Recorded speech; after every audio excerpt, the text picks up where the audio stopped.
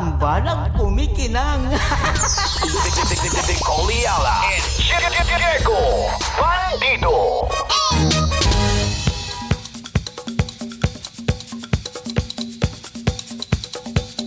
Hey!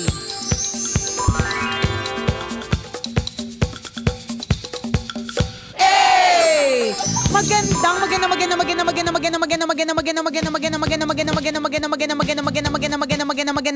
Magandang tanghali. Kumikinang na ulo, Diego Bandido.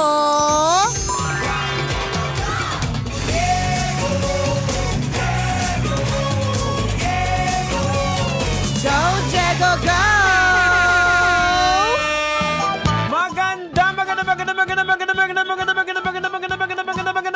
Magandang tanghali! Kumikinang ina!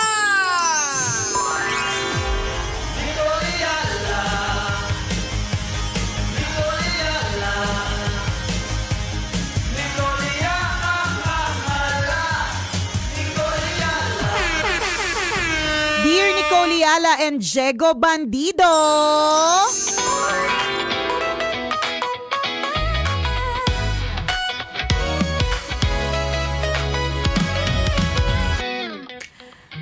Ay, ang dami ko na ngang problema, dumagdag pa ito.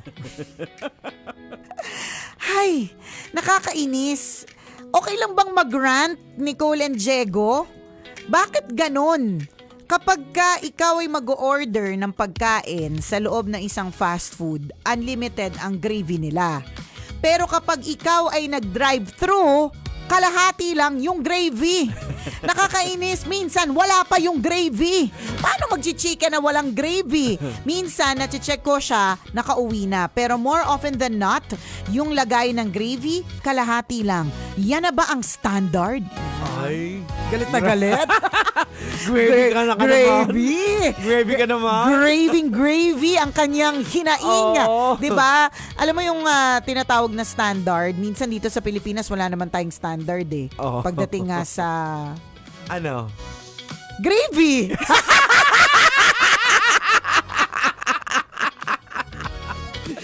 Hindi.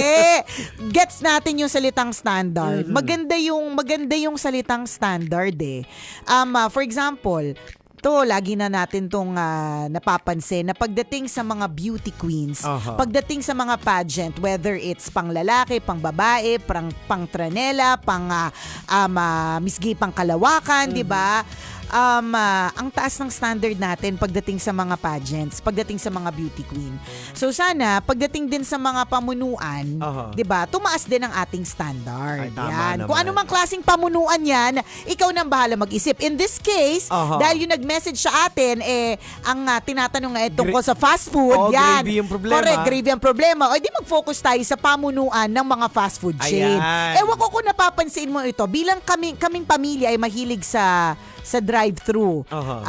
Lagi naming napapansin yang ganyang eksena. Kung hindi man gets ko siya eh. Na para bang bakit kalahati lang? Samantalang totoo, pag nag-dine-in ka naman, pwede ka lang humingi ng humingi. Pero bakit kapag ka drive-thru kalahati, wala namang problema sa hindi ka bigyan ng marami kasi hindi ka naman nag-dine-in. Pero punuin naman po natin yung lagayan. Ganon. Anong standard yon? Ano kasi yan, magkaiba kasi yung status ng utak natin. Ikaw yung nagda-drive-thru, feeling mo ikaw lang yung siniserve. Oo nga, pero wag Samantala ka. yung nagtatrabaho, Madami siyang ang sineserve. dami, kumbaga na, yung multitasking sila eh. Yung utak nila habang inaayos niya yung ibibigay sa'yo, iniisip gravy. niya yung isang order na naman. Oo. Di ibig sabihin nun, mahinang nila lang sila. Hindi, kasi para hindi mo kayanin, papalitan kayo ng AI niyan. Oo, totoo. Sinasabi ko sa inyo, isang araw papalitan Ayan. kayo ng robot na pupunuin yung lagayan ng gravy. Kaya kung minsan yung reflexes nila, yung muscle, di ba, pag yung pag-pump ng medyo Isang pagod pump lang. na, isang pump na, meron naman marami. Di ba? Iba-iba. Oo. Siguro kaya to nagreklamo, baka madalas na kasing nangyayari sa kanya. Hindi ko po alam kung ito po ay madaming beses na rin po nangyari sa maraming tao. Pag nag-survey ba tayo ngayon sa labas, mag-a-agree ba sila dito? Pero gets ko yung sinasabi mo, Jegs, na syempre during sa isang drive-thru, talagang madami naman talaga silang, kaya nga siya fast food eh. Kung ayaw mong umarte, ay kung ayaw mo ng kung marami ka masyadong reklamo rather, di ba? Huwag ka sa fast food. Mabilisan yan eh. Yung Mabilisan. So parang walang pinagkaiba din yan sa analogy ng yung halimbawa, may nag-deliver ka. Feeling mo ikaw lang inaasikaso ng rider na nag-deliver. Na bakit? Feeling mo alam na alam niya yung order mo. Correct. Oo, paki-deliver na lang po. Saan po kayo? Diba? Kuya, di ba sabi ko kulay green na gate paglagpas ng ospital? Di ba kakatawag mo lang? Di ba?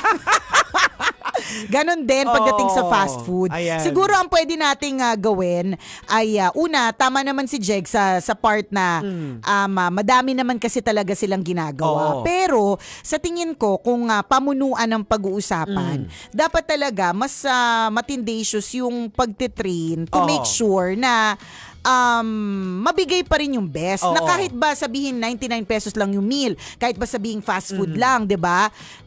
It still is hard earned money. So, perang pinaghirapan nito. So, kung minsan lang din siya pati mag-drive-thru, tapos niregaluhan niya yung sarili niya ng one-piece chicken or two-piece chicken. Isipin mo two-piece chicken tapos kalahati lang yung gravy. Nakakaiyak din naman, tsaka nakaka-frustrate. Tama. Hindi natin alam kung sa ibang bansa, baka depende din sa gamit, baka automatic versus manual. Baka. Pag automatic yung parang robotic na talagang may sukat lang. May sukat talaga. talaga. Kung halimbawa, kunyari robotic or whatever, or ibig sabihin, yung sukat, gusto lang din nating sabihin na yung sukat na kalahating gravy ay kulang po sa sukat. Ayan, dito sa atin baka manual, yung pag-pump isang pump lang. At saka kapag medyo halimbawa, mahina yung pagpindot. True, depende kung medyo punggok yung yung crew. Hindi masyadong malakas, di ba? Tantsahan lang kumbaga. Baka. Ayan. Yun nga. So, ang eksena dito ay para sa pamunuan ng mga fast food. Yan, oo. 'Di ba? To make sure na kahit na anumang klase yan, whether it's a promo, whether it's we make sure na dekalidad pa rin kasi deserve ng Pilipino yung quality. Yun yung nakakalungkot tinatanggap na lang ng mga Pilipino. Kahit kulang sa dekalidad yung mga pamunuan. Kung anong pamunuan yan?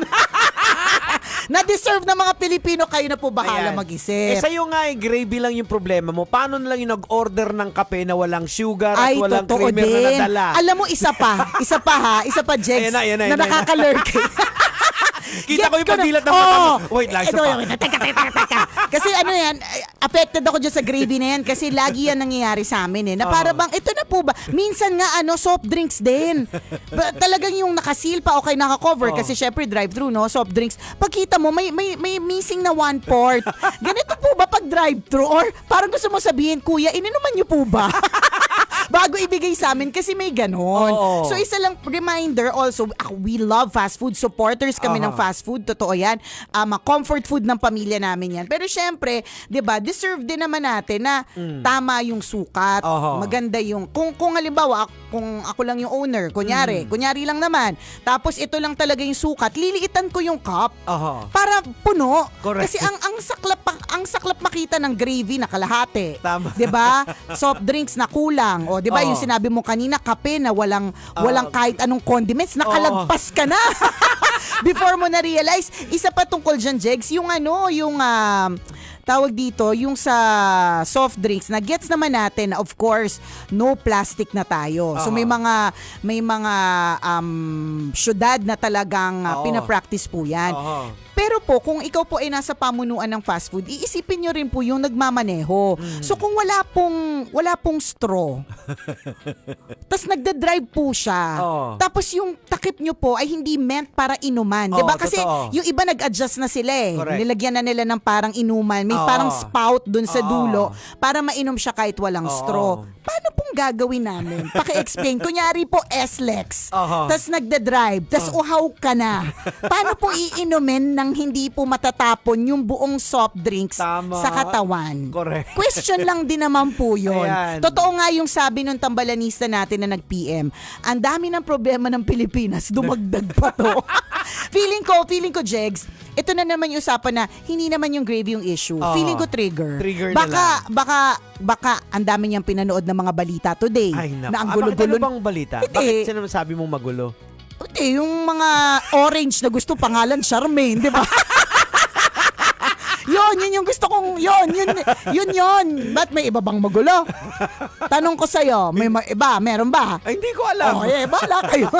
Feeling ko yung issue niya tungkol sa gravy, it's a trigger of the little things na nagpa-stress sa kanya ngayong Correct. araw nito. 'Di ba Oo. minsan ganun? Parang Naiipon oo, siya. naipon. Kaya Tapos nagiging bugnutin na correct, yung tao. bugnut ka. Tapos pagdating dun sa pag-drive-thru mo pa, kalahati lang yung gravy. Tama. Bugnut Alam ka mo na yung parang talaga. isang kutsarita lang. Correct. Yung para bang, yung totoo. Yung totoo talaga. Kaya nga nasabi ko sa kanina yung salitang hard-earned money. Kasi hard-earned money siya eh. Totoo. 'Di ba? So deserve ng mga Pilipino ng puno yung gravy. Oy, hindi namin to binabato doon sa mga nagsiserve ha. Hindi. Sa management, kaya nga sa pamunuan. ano ba yung sinabi nating term? Pamunuan. Ayan, nililinaw natin. Pamunuan na to make sure the training is right, 'di ba?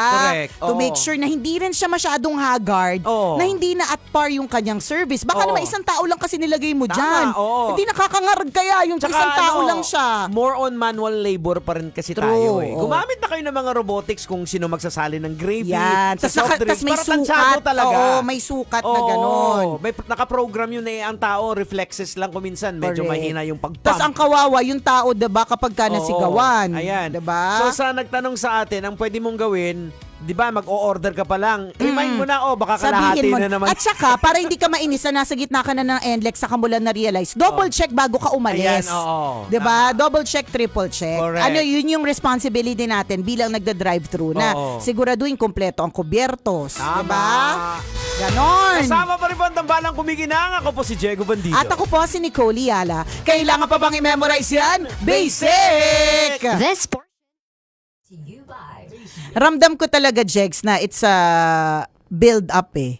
Build up siya ng maliliit na bagay na finally, yung final straw niya is yung gravy na kalahati lang. Isipin mo siguro yung ang pangit nung simula ng araw niya, tapos nagsunod-sunod yung kamalasan, tapos gusto niya regaluhan yung sarili niya ng one-piece chicken. Yan. 'Di ba? With gravy. Kasi Correct. minsan, sumasarap yung chicken with the gravy eh. Pagdating mo doon, kalahati lang, 'di Yung ba? andyan ka na, anong kain na ka na. Pagbukas mo ng gravy.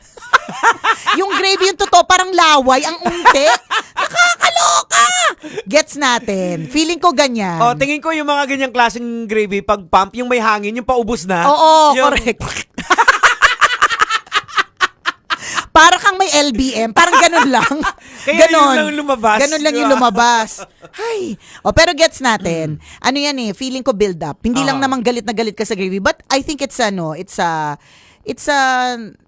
issue to talk about. Correct. Totoo naman talaga that it is happening and deserve ng mga Pilipino ng puno ang gravy. Pero tama yung sinabi din ni Nicole kanina na yung standard talaga, hindi natin na-standardize. Oo, yung standard. Correct. Iba-iba. Iba-iba tayo ng standard. Oo. Tingnan mo na nga lang pagdating sa PWD card. 'Di ba? Kaya magigets mo kung bakit yung ibang mga restaurants na lilurkey sila or nagagalit sila kasi feeling nila, tsaka may signage na parang yung talagang may-ari lang ng PWD card o kaya fake PWD IDs or mga ganyan. Kasi hindi standard yung itsura ng PWD ID. Lahat, iba-iba per city. Oo, ang pwedeng gawin siguro ng pamunuan ng pamahalaan natin. Hala, may time kaya. Na, di ba, i-uniform. Tapos may QR code para madali sa mga na mag-verify, ma-identify. i-scan lang nila, legit. Correct. Tapos na nakakonect sa website. Pwedeng ganun. Oo. 'Di ba? Yun yung standard. Yun yung madami sa atin yung pwede na. Oo. Nasanay tayo sa pwede na 'yan. Kahit yung pagpila lang din, yung speaking of PWD, merong mga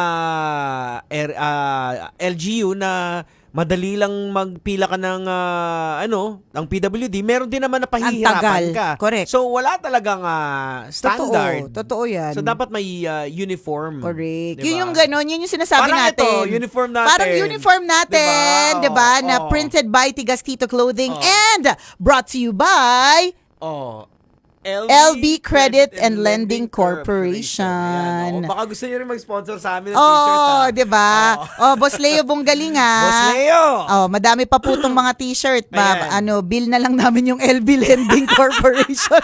Oh, 'di ba dahil po sa sa LB Lending iba't iba yung uniform ng Love Radio Tama. team. Oo. Yan, makita ninyo may suot kami minsan itim. Oo. Bakit po walang sulat na letter? Saan? Sa likod daw natin. Orange. Oo. Kasi, bakit? Oo. Nagsusumigaw na orange to. Diba? Alam mo Bright yung orange. pagbaba mo na sa sasakyan, pag lahat kayo ganito, Kayong kanina, di ba, nung nangampanya tayo sa labas, parang, anong meron? Di ba? May party list ba? May party list ba na dumating? Nakakasilaw na orange. Diba? Oo. So, shout out kaya Boss Leo Bonggaling, Yeah, Boss LB Leo. Lending Corporation na shout out. Actually, may pinapa-shout out din siya sa atin nung isang araw eh. Ang buong LGU ng Candelaria, Quezon. Ay, hello sa pangunguna ni Mayor George Ogie Suwayan at si Mayora Emma Suwayan. Ayan. Ang municipal admin si Daryl Rumbawa at si Bea Mendez at si El Suwayan. Shout out! Ay, speaking of shoutout, eto din. Announce na rin din natin. Uy! Eto nga. The UST Galing Science Alumni Association would like to invite all College of Science graduates to its Centennial Grand Alumni Uy! Homecoming sa June 27. Saturday po Saturday. ito. 1 p.m. onwards at UST Manila Campus. Ayan, so again UST Galing Science Alumni Association. Ini-invite po ang lahat ng mga College of Science graduates. Centennial na ito, so ibig sabihin pangmalakasan. Oo, puntahan nyo. Oo, Centennial Grand Alumni Homecoming happening on June 27, Saturday at the UST Manila Campus. Para sa mga karagdagang detalye, you may visit their Facebook page for sure. Sa Facebook page nila, marami kang info na makikita. Baka nga mag-post pa ng mga throwback photos and videos dyan, Correct. di ba? Mapapareminis ka. Or contact Chari or Michelle via 0969-244-7944. Ito na yung mga masarap puntahan kasi yung parang halimbawa, yung nambuli sa'yo. Dati, no? Gusto mo ipakita sa kanya. Gusto mo pakita sa kanya na mas gumanda na ang buhay mo. O di naman kaya yung mga nambuli sa'yo, ito yung mga panahon para ipakita sa kanila na akala nyo yan. Or kayo ang motivation ko. Di ba? Ayan, Kung oo. bakit ako nag-effort, maggalingan sa aking craft or mag-level up kasi may mga nambuli. Or para magpa-reconnect, magpasalamat doon sa mga kaklase, Yan. ka-schoolmate na dati na tumulong sa'yo na hindi mo na nakita. Correct. Oo. At saka maganda din yan dahil establishing network. Yes. So baka meron kang pangangailangan pagdating sa printing, pangangailangan pagdating sa manpower, Yan, 'di ba? Yung oo. events, ganyan, na bigla kayong magkikita-kita. Tingin ko maganda bigayan dyan. Pwede. May host na ba kayo? Ayan. UST, may host na ba kayo? Oo. We're just here, waiting for you. Yan. O siya, salamat na marami sa pagtutok sa amin ngayong oras na ito. Mamaya tayo ulit, magkwentuhan, kwento na mahiwagang Burnay. Bye! Metro's #1 Love Radio. Basic!